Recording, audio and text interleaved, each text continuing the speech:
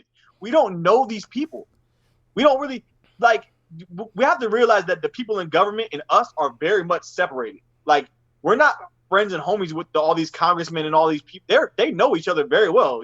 They know exactly what they're like. We're not privy to these private conversations and these agendas and stuff. I'm not making an excuse. I'm just talking about, you're talking about the ideal of what the government was supposed to be. The government was also supposed to be every man was created equal, but we had slaves. When I'm not talking about the idea, I'm talking about the that's also a lie. No, it wasn't. And that's the problem that a lot of people have with the new Supreme Court justice pick, because she says she's an originalist and a constitutionalist. And what that means for all you listening and watching, in layman's terms, is I practice word for word, verbatim, what the Constitution says. And anybody that does that realizes that you and me, Latinos, any minority, and women were not written and talked about in this in the Constitution. It wasn't written for us. But so it wasn't. We weren't expressly trying to go Roe versus Wade. Like, her ideology is reversing a lot of the basic civil liberties that we have. So yes, I get what you're saying, but you definitely when that Constitution was written, who was up in charge, so you know if you're gonna have a job tomorrow. But you're talking about the debates. They're starting to sound like the debates, man. Come on, just let people speak. I'm sorry. So what I'm saying is, we're talking about the interpretation of the wording. The wording itself is literally all men were created equal. Somebody interpreted men to not mean us. But the wording If you actually read the Constitution in its entirety, it's very specific. Yeah, it don't include us. They specify that we don't count. We were not looked at as a man. No, it says it's not that we interpret it. No, it's very specific. So that is the issue that you run into. So it does matter what these people are saying. Now, I understand campaign promises are just that. Hell, Trump said that Mexico was going to build a wall. They told him then, no, the hell you're not. No. Can I jump in? Yes, sir. I want to get back to your question. Okay.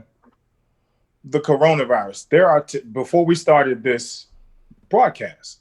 Yep. There are 207,000 people who are now dead. I just want to let that resonate out in the atmosphere. There are 207,000 people who are dead, people who will never go back to teach their classes, people who will never father their children and mother their children, nurses and doctors. There are 207,000 people who are dead. And it's likely because of the negligence, the malpractice, the gross incompetence of the current leader. I will also say, these things always happen. Like during the Barack Obama's 8 years of service, there was Zika, there was SARS, there was MERS, Middle Eastern Respiratory Syndrome, there was Ebola, there was the swine flu. But we still wasn't outside. But James, you understand what I'm saying? Why was that, James? We were still outside because we had we were still outside because we had an administration that cared, that gave a fucking fuck.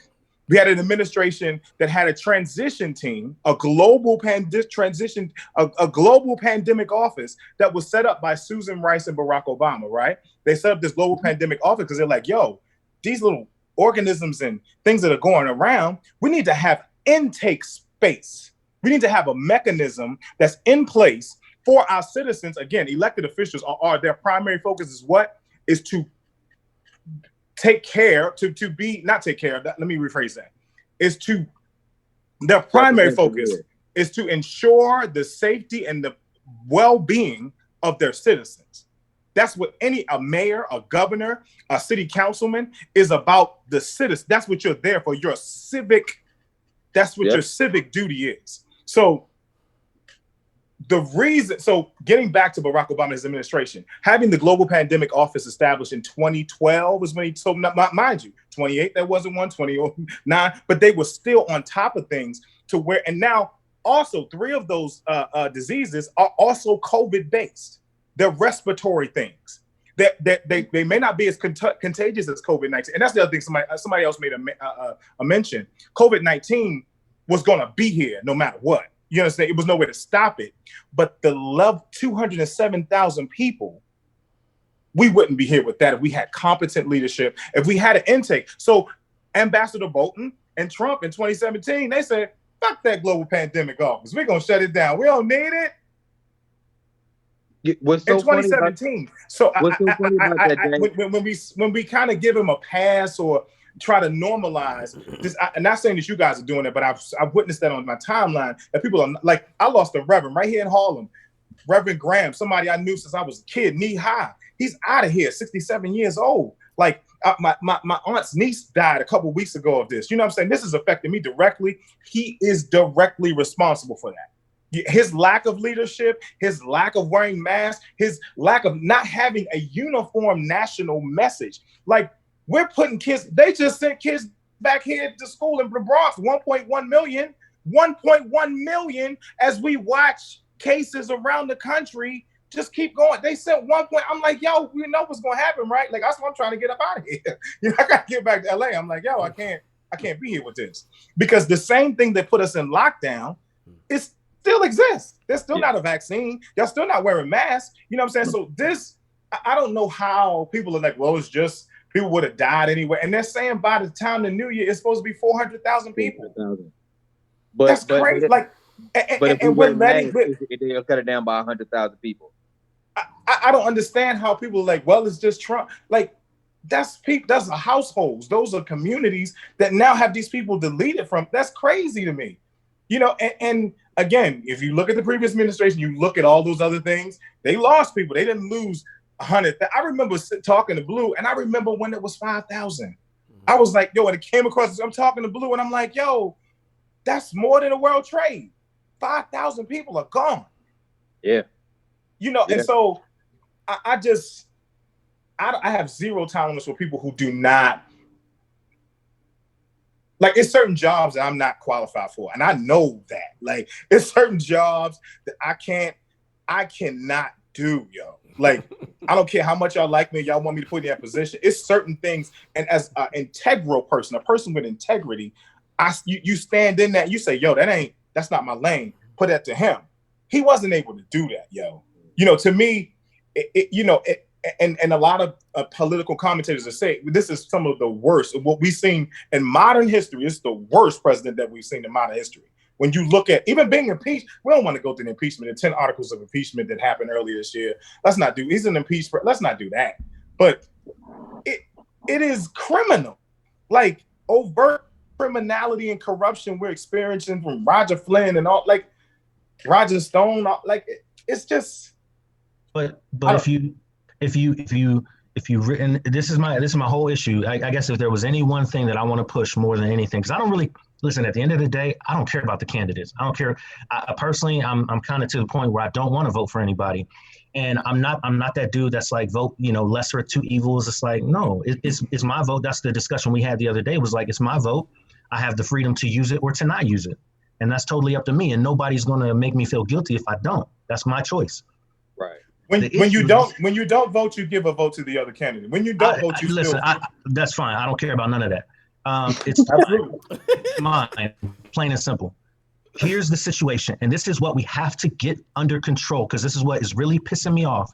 Everybody is so wrapped up in talking about Trump and his goofy self, and we miss the fact that we allowed a celebrity to be put into the office in the first place. That should speak to something about the way that we operate in America. That celebrity worship was more important than really trying to figure out and coming together as a people to put, like you said, I agree. I would rather it be about character. I don't trust the character of either one of these men. And so why is it that we're putting celebrities in office rather than people with good character? Then you got to look at, well, as a people, we never come together on anything. America is chaos. And this is what happens when you have a bunch of people doing what they want, living how they want, feeling how they want. And it goes so much deeper than one man in office. And the problem is no matter which one of them is in office, people act like these issues are going to disappear, and they're not. Doesn't matter if Biden's in office or not. Go ahead, vote for him if you want to. You think cops are going to stop killing black people? You think black people are going to now become one of the richer people group in America when right now have been the poorest for years and years and years? You think black ownership is going to go up because Biden is in office and it's going to be something significant? Let's stop playing this game, man. I'm so tired of people. Everybody wants to tell, all black people want to talk about is Trump. I hate Trump and Trump did. Like, you're so distracted by this one dude that you don't see how much we're all suffering and how much we lack the ability to even come together to try to find solutions. For real? Okay, so Brandon, let's run with that. Like, I'm having fun with it. So aggravating of a conversation for me, man. But listen to me. See, the problem is, I can rock almost 100% what you were saying in regards to Trump. Like, how dare we get us a celebrity, a celebrity as president? Ronald Reagan was a celebrity president. Ronald Reagan did a hell of a better job than you Donald just proved Trump. my point, Trey. Listen. You just proved the point. Listen, your ability to do your job, to step into office and do your job. Yes, your background helps. If you are into justice and if you're an attorney, stuff like that, yeah, getting into politics helps because you know the law, you understand the law. But guess what? Ronald Reagan didn't have none of that. And Ronald Reagan stepped in, whether you thought he was a good president or not. That's argumentative. That goes to people. But he got in. He understood the weight of the position that he stepped into, and he remained presidential. Which goes to character. Hold on. Listen. Which goes to character.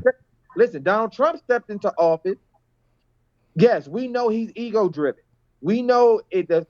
All you got to do is say something negative, and he breaks down. Mm-hmm. But when we start talking about certain issues like the coronavirus, yes, Barack had the global pandemic enforcement department, whatever, in place. He got rid of that. But the crazy part about that is the same year they got rid of both of those departments, they had just had a huge meeting about what the next big thing that hit us was going to be. That happened under Barack's presidency. That information got transitioned to Trump. And then they went and tested the theory. So they ran multiple tests on this very scenario.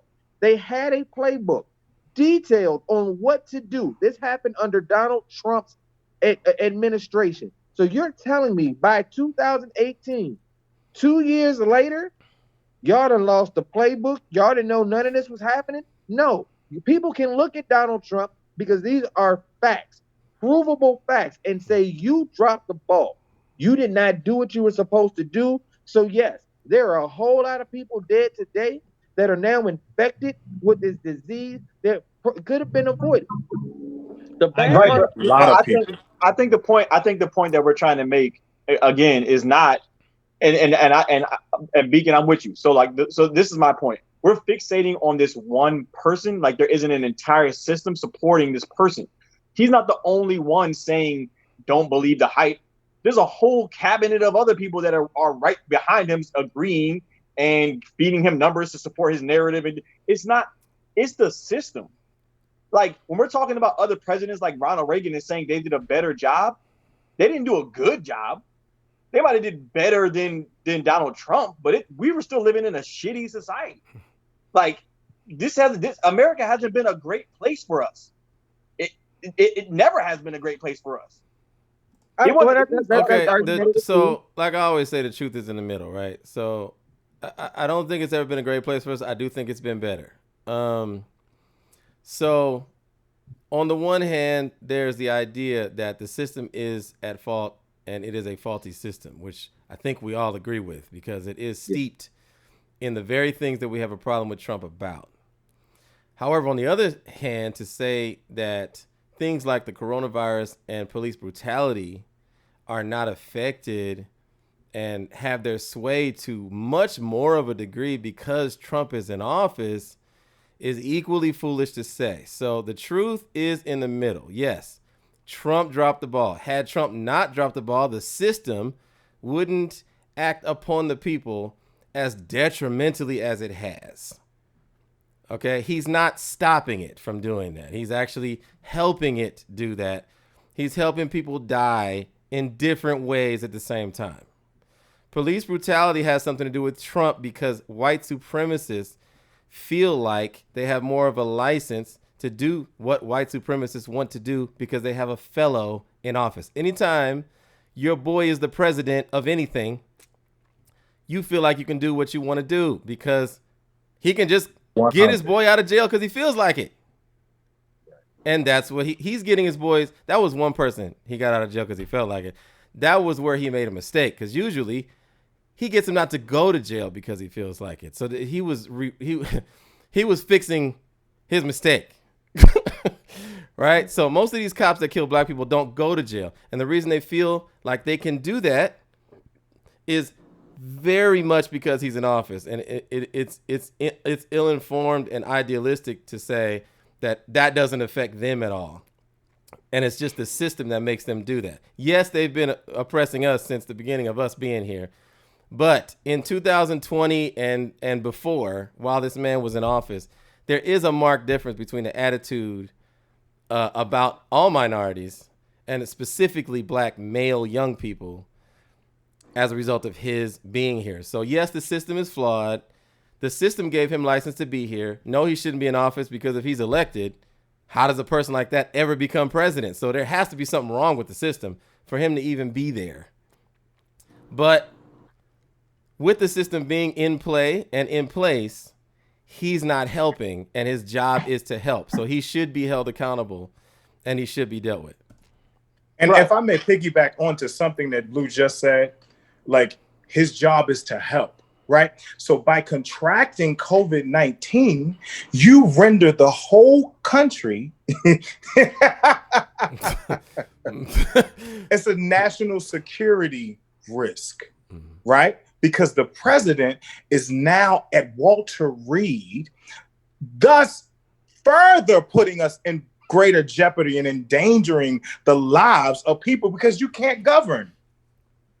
You know what I'm saying? So it's like a double whammy. Like you didn't want us to wear masks. You didn't think it was a thing. You didn't want us to ever show that stuff. So now that you're sick, you put us in greater jeopardy.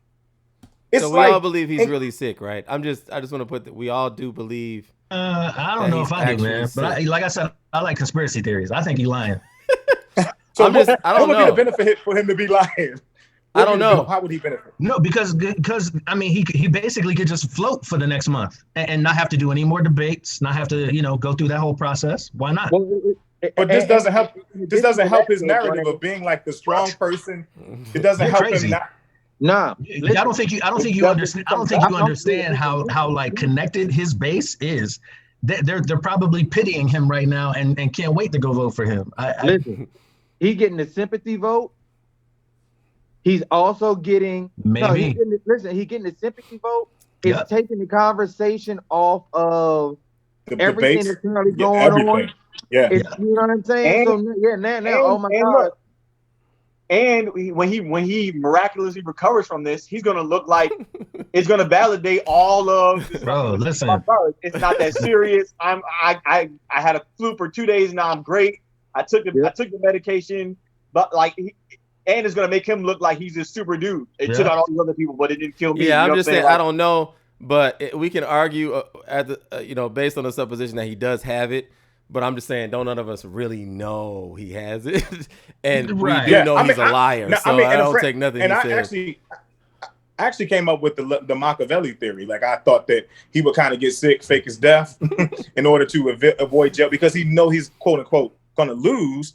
So let me fake my death. Corona took me out, and now I don't have to go to jail. I just can be in another country somewhere. All I'm trying to tell y'all. When I say these things, I think that you guys think that I'm a Trump supporter, and I'll be honest. I don't think any of us believe that.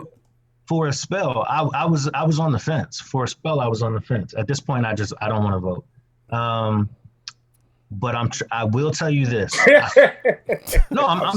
I'm being open. I'm being honest and candid. I was on the fence, but I'm being very candid with you. I follow some groups just to get information, and I'm telling you that Trump has a lot more of a base than you might realize. Black people realize it? Him, yeah. Like I wouldn't be so sure to think that dude's gonna lose. I definitely see the very real chance of him being able to win, and so I kind of like that because that helps me segue into the next point. the important, like I said, we were talking about the importance of voting, and how to vote.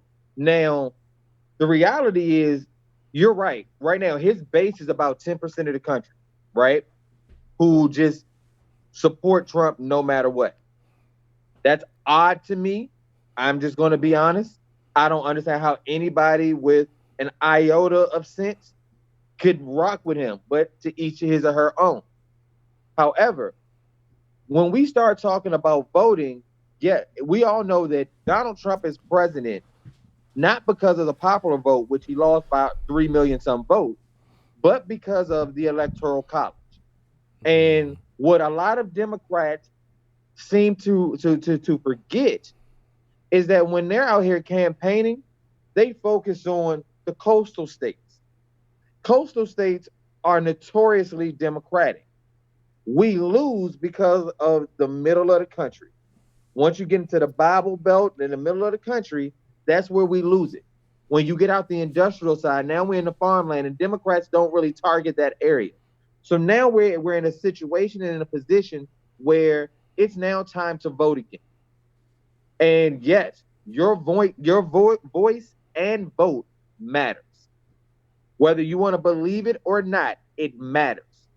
And people, once you realize that you actually have to vote and not just in your presidential elections, you will realize how the system can work and should be working in your favor if we control it every step. But what we need to focus on right now is, how do we vote in this upcoming election? Well, we got a couple options. In about a month, you can either head to the polls, or you can vote by mail or absentee ballots. There's been a lot of talk and controversy and confusion over the difference between mail-in ballots and absentee ballots. So let's make it perfectly clear right now. If anybody is confused, the difference between mail-in ballots and absentee ballots is not a thing. It is the same thing. An absentee ballot, Donald Trump is trying to say it's safer. It's the only thing that works because you will write in and request, I want an absentee ballot because I can't go to the poll due to handicap.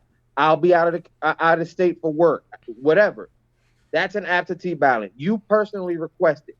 A mail-in ballot differs only in the aspect of, if you are registered to vote, they will then mail you a ballot if you are registered to vote in their system.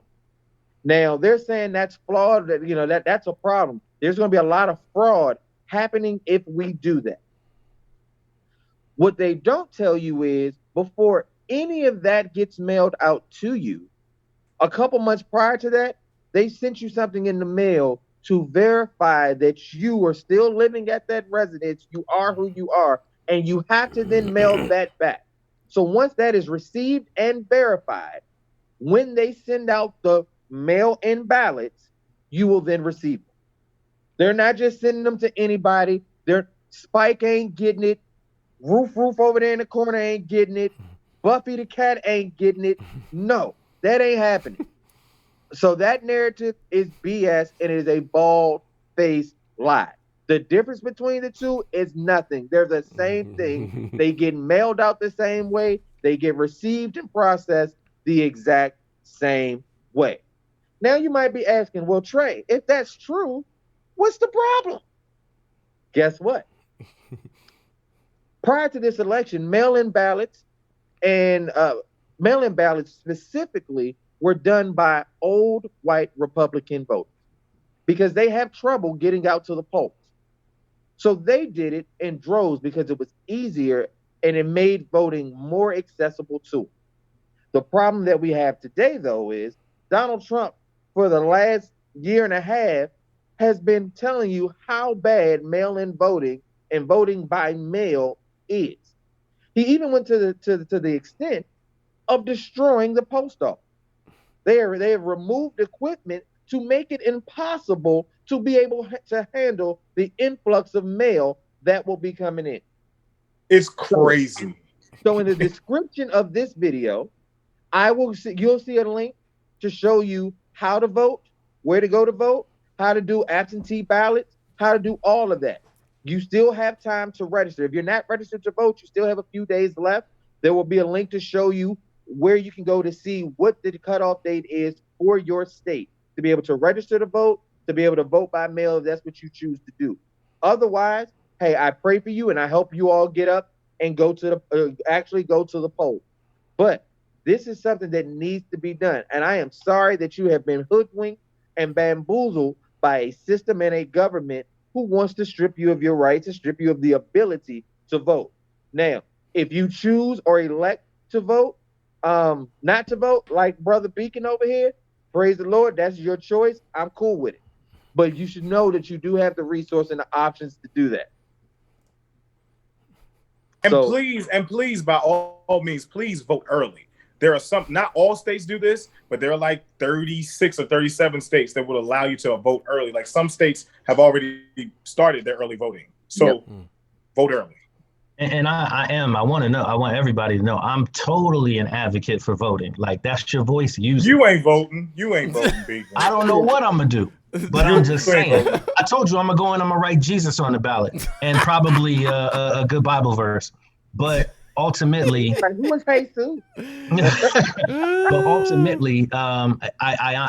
believe that voting is good and it's important. And if you feel led to use your voice, use it and use it however you want.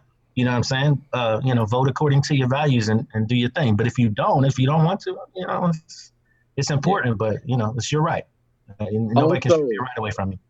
Also, if you go to the polls, understand that it is illegal for anybody to try to stop and deter you from voting.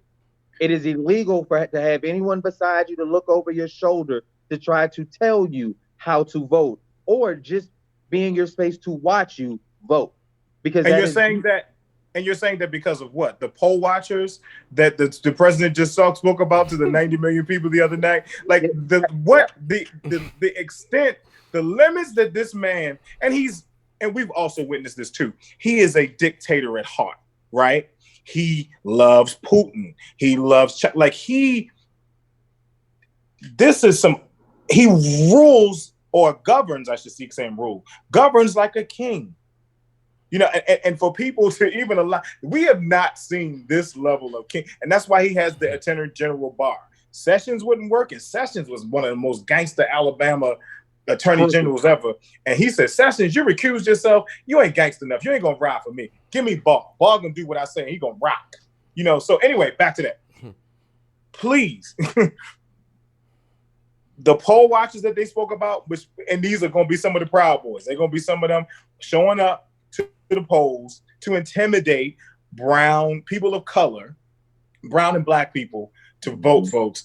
We've never seen nothing like this. You know what I'm saying? So just be prepared for anything. This, I'm sorry for stopping you, Trey.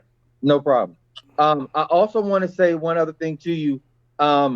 If you are willing to go to the polls, the cutout dates for some states have not reached yet, but they need people to actually work the polling facilities. A lot of states pay people to do, will pay you to do it.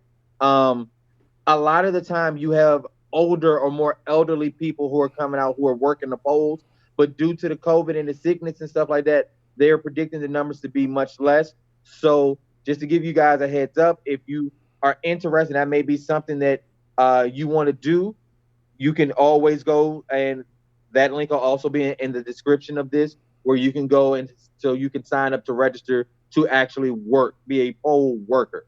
But yeah, listen, at the end of the day, you have to do what you feel is best for you. You have to make whatever decision is best for you. If you vote, cool. If you don't vote, cool. But just be confident and stand with conviction in whatever your decision is. We are not here, we should not have been here to try to sway you one way or the other. It's just kind of crazy when all of the information and evidence is so evident that it's kind of hard not to point it out. It make one person look mad crazy. So I do apologize for anybody that's in the comments like, yo, y'all was hating on Trump. Y'all didn't give him a fair shake. Shit happens. I'm sorry. And if I may add on, I would encourage folks to vote on policy and not personality. Yeah. You know, that would be the thing that I would definitely encourage. Like, really do your due diligence and research and find out about what policies work best for you and yours. You know, and most of the time, it's more important, as you said before, is to vote on the local level. You know, your mayors, your superintendents, the judges, your circuit court judges that you're gonna have to go before when you pay a ticket or when you get like those judges that they vote for. Those, that's who directs you. That's who you're directly impacted by. I don't think you give enough attention to those local, votes. I think we're get so focused on stuff like Trump that we don't pay attention to the people who are actually affecting our lives directly all the time, every day. Right. Like that's a big thing for me. And even myself, because I'm not really into politics I haven't paid attention to my local politics either, but that's something that I feel like I need to remedy, because these are the people that, like you said, if I get a ticket, I got to go see these people. And the superintendent of your school, the reason why you have outdated books or your child doesn't get up-to-date books is because, the funding has not been allocated for them. They've got $5 billion for, the law enforcement, but they have $200,000 for the school system. You know what I'm saying? So vote for the people that are really going to directly serve you and yours, your family. That textbook conversation, dude, I know this ain't the proper time and platform to discuss it, but when people really understand how our educational system is set up and where our textbooks come from, and who is governing and dictating who makes our textbooks, it really is appalling and will blow your mind. 95% of all school textbooks are made in the state of Texas. And I don't know how many of you all have kids and you are looking at the textbook, but they are literally rewriting history and changing the narrative of major key events in American history. For instance, there are some textbooks that are currently in schools saying that slavery did not exist at all. It was indentured servitude. They are trying to rewrite history. I guess it's because of that white guilt you gentlemen spoke of earlier, and how they are in their feelings for having to accept and face the harsh realities that America has done to its citizens. So at the end of the day, you guys, this has been, I hope you guys got something from it. Can I? I said. Can I throw something out there? Yes, sir. I'm sorry to cut you off, man. I really, obviously we need to do this at another time. But listen, the government is not going to save Black people. Yeah, we don't want it. We know that. No. I understand. Just hear me out. At the end of the day, vote for who you want to vote for, but there are other pressing things that we as a community need to do. I said it last time. Nobody wanted to hear me. Y'all can go study. Like, listen, if Killer Mike says go read Thomas Sowell, people get hyped. If Brent, I don't have no street cred, so I get it. If I say read Thomas Sowell, you're gonna be like, man, shut up. But listen, the stuff that Killer Mike says, research those people, man. Dr. Claude Anderson, he has a whole structure. Yeah. Dr. Claude Anderson is brilliant, and he has a whole structure for what we should be doing. And guess what? Politics is not step one. Right. But bringing up Dr. Claude Anderson is a valuable point, because where did he start? Yeah. In government, and he worked in certain administrations, and that's where he was able to. It gave him the insight to see. Absolutely. Absolutely. But if equity in that. Absolutely. But if he worked in government and he's telling you government isn't the first step, guess what? We should consider that. So listen, what I'm saying, Brent, that may be true. The only point I was trying to get across at all today was I know. I get everything that you guys are saying. I want to make sure that you guys get what I'm saying. Oh yeah, no. I agree. We're being distracted by the media. We're being fed and led by the media, and we're so wrapped up in this weird, dysfunctional, distracting hatred of Trump that we're not paying attention to all of the issues. especially the ones that affect us most. If you don't want Trump in office, that's cool. Don't vote for him. Me personally, I don't care who gets into the office. I'm still going to be working on my business. I'm still going to be writing my book. I'm still going to be feeding my family. I'm still going to be trying to figure out what I can do to better me and mine. And I just think this is time for us to really have an honest conversation about the steps that we need to start taking together. Because I've had calls with, it got to the point where I was just so frustrated and tired and even hurt in some cases that I got quiet and I just kicked back because I'm having conversations with friends who don't want to hear me, call me names, hang up the phone, ignore my text, because all I'm trying to say is, like, don't get so wrapped up in certain discussions that are really meant to distract you from what's really going to help to better our communities. This is important, and I feel like we're missing it. We fought for the last year to what, get Aunt Jemima taken off the syrup bottles and to get the Black national anthem at the NFL. Is that it? Is that all that we could have got? I felt like so, like, I mean, but and I love the passion behind it, but you can see that there was a lack of communal coming together, because if that's the majority of what we got, like, so all I'm saying is, this is one conversation, but there are still others that need to happen. And Black economics is a huge part of that. Mm-hmm. It's a huge part of that. And that's another whole conversation that we can have. We could just do a whole episode on Black economics. I'm with it. I'm with it. Yeah, I don't think anybody that's sitting here today disagrees with anything that you said. It's just a matter of November 3rd is right around the corner. Yeah, there's 32 days. Like, it's right around the corner. So between now and then, for those people who are still undecided, or for those people that do have certain questions, hey, this is what can be done. This is what needs to be done. These are the resources for you. Look below, click on them, do what you need to do. Now, once this episode is done, we'll come back, sit down, and we'll get into the Black economics, and we'll break this down from start to finish on where we've dropped the ball, what's not working, what we can do to work, how we should come together. We can do all of that. Like, if I may add, the legislation directly impacts Black economics. Legislation and policies directly, but redlining in communities where certain zip codes, whether you can go in and get a business loan, legislation directly impacts Black economics. Right. I agree with you, James, but we're not fixating on legislation. We're fixating on an individual that we want to get out of the office. And I think that's what Beacon is saying. We're not talking about the actual policies and all that stuff. We're talking about a guy. And I think that's the issue that we have in the Black community, is that we tend to fixate on things. The problem is, even with slavery and reparations, we got so fixated on the narrative that we're not looking at the opportunities anymore. Right. Which I think is changing. I actually think it's beginning to switch. We're going from, you guys owe us money, to, you know what? All right, what moves can we make right now? What can I do right now to better my position? We're in a position right now, we're being afforded an opportunity to where we're in a unique position to make power plays, where you got the major companies talking about Juneteenth all of a sudden, and Black Lives Matter, and right, we're starting to see that we're having an impact on these major corporations and these institutions. So now we have an opportunity to really push it and get it popping, like get what we actually have been talking about. Because right now will be a perfect opportunity to do a new Black Wall Street. Like, there are people working on that.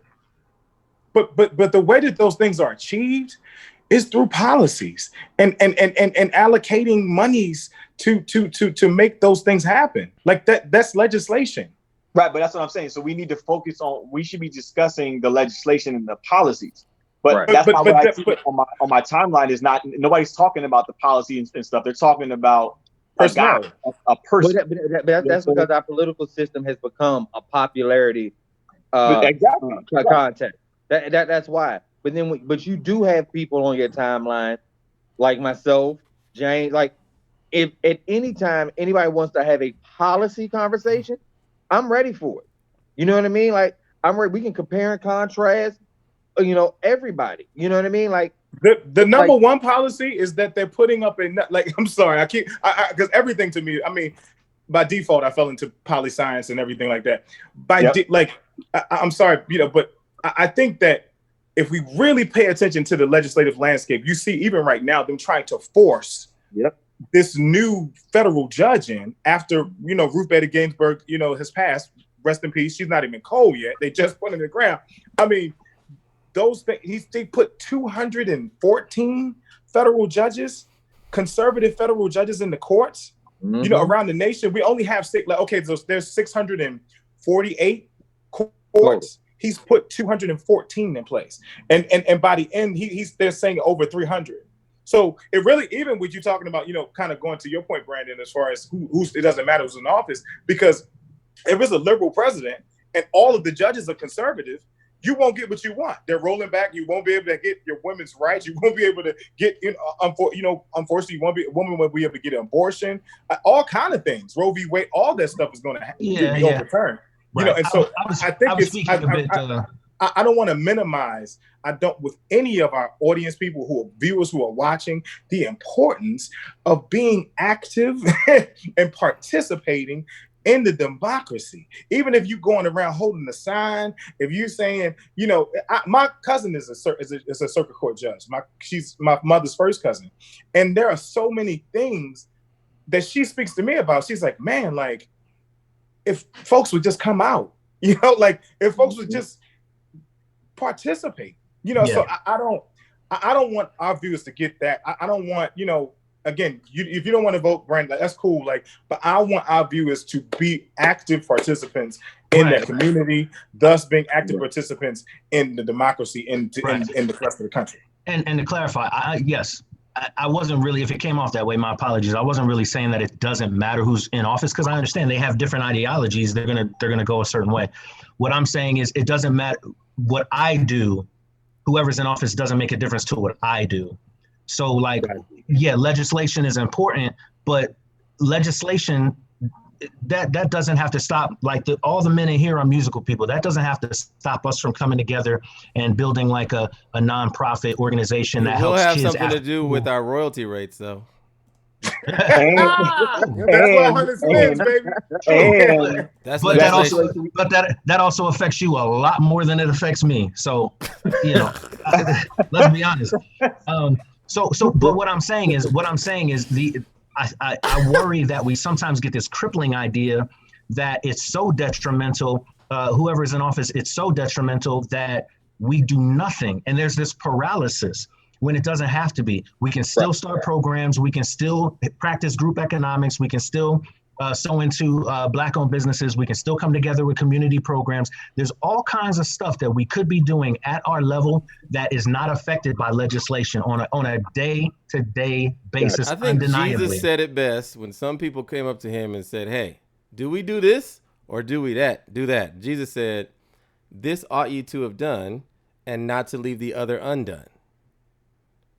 Do both. Exactly. You do both. Amen. Exactly. Right. But that's my point. Right. I agree with you 100%. I worry that what I see is a lot of what Joaquin was saying is don't get so fixated on one dude that you become paralyzed and don't even do anything about your immediate area. That's right. Like to clarify, I'm gonna vote. I honestly don't normally feel strongly at all about voting, but this is one of those situations where it's going to cost me so little energy to do it. In the off chance that it actually does matter, I'm going to do it.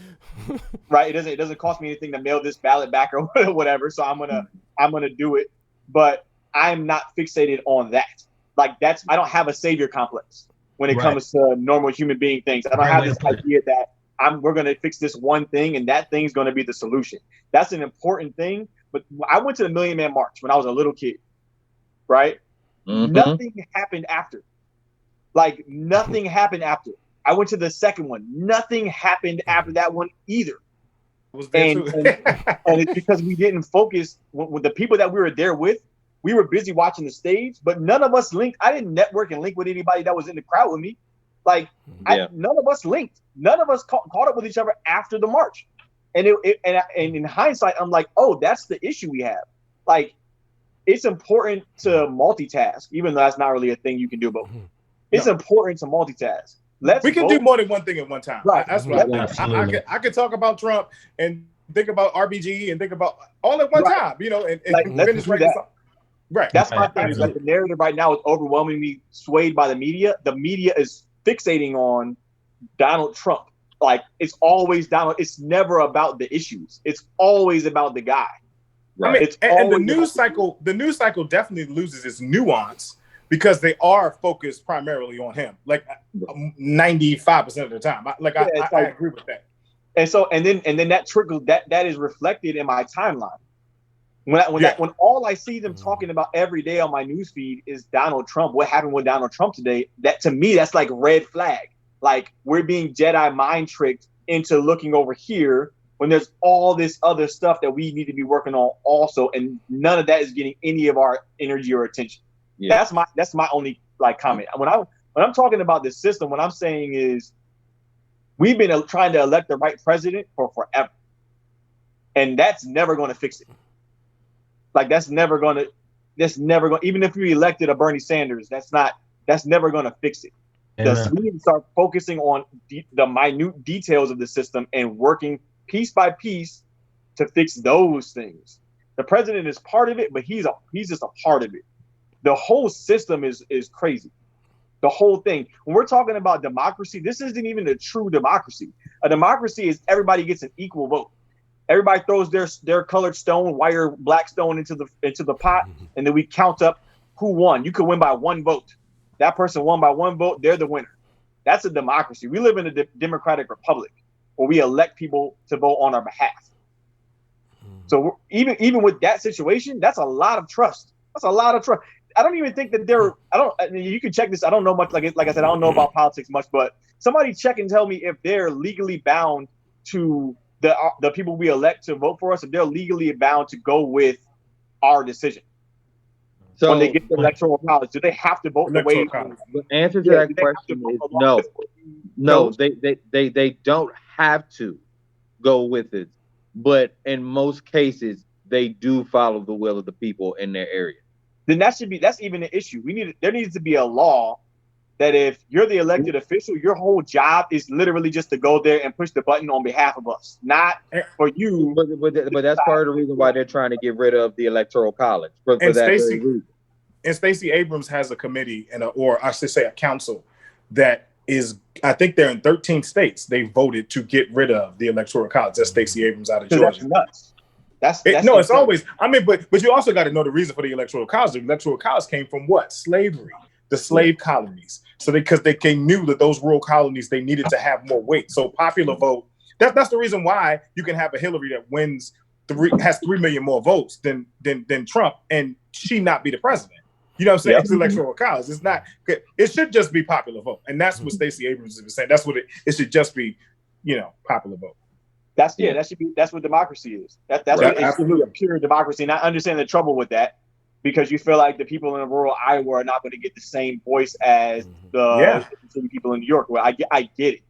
Yeah, like I get it. But my point, I mean, it's complicated, right? It's complicated because I'm not going to. If I live in New York City, I'm from the inner city. I'm not going to understand your issues with crops and crap in Iowa.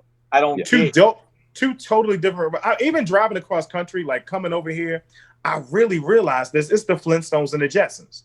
You know what I'm saying? Like they're totally different. There's no way a dairy farmer in the middle of the country is going to have anything in common with me from in New York or in LA or whatever. He's not going to have any. He got red dirt on the side of his truck, mud just splashed up.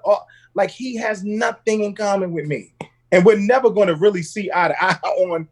Even the basic things, So I get why the Electoral College exists. I get it. It's to give them an equal voice with the other demographics. If you're looking at it as demographics and not individual human beings, then it makes a lot more sense to have an Electoral College. But only if that Electoral College representative is going to vote according to, the will of the people. Right. So there's pros and cons for both. It's complicated. It's complicated. So, but look, we can do this all night, and I know it. But I am hoping that you all got something out of what was said. I think it's really, really funny, personally, because you have people that are actual servicemen, was in the military here, giving their views on voting and just the state of the union, if you will. I think that's really, really dope because, you always hear, I'm sorry we didn't even get a chance to speak on that today, but the perspectives that military folks have during this entire situation with some of the comments that have been made toward veterans, some of our Yeah. wounded warriors, Yeah, and stuff man. like that. Like I know we could go all day, but I'm hoping that the tidbit of information you all got was enough to give you a little bit of insight, give you a little bit of help. Like I said, please look in the comments below. We will have links so for everything that you'll need. Make sure if you got any questions, if you want any member to elaborate more on their views, their standpoints, or something that they said.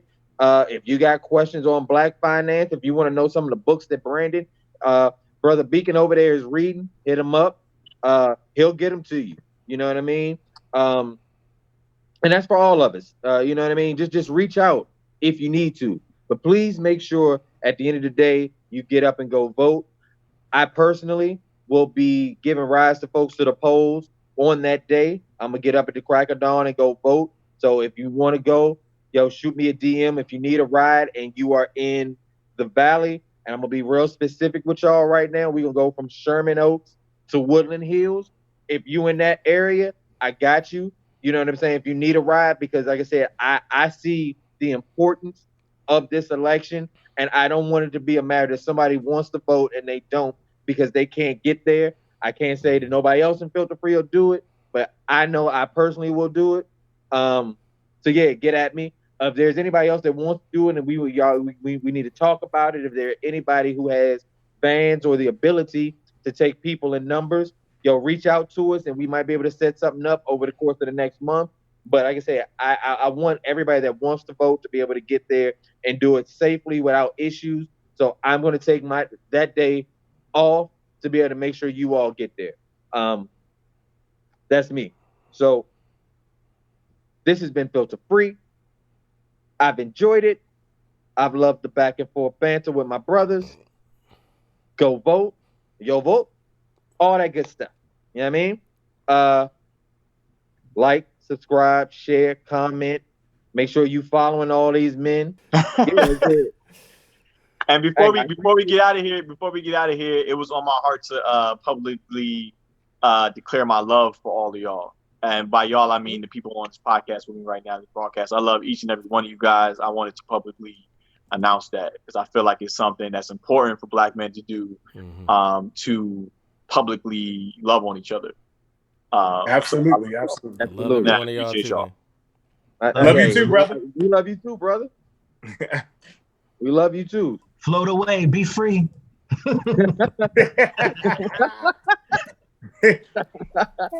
So, but look, I'm gonna be like, look,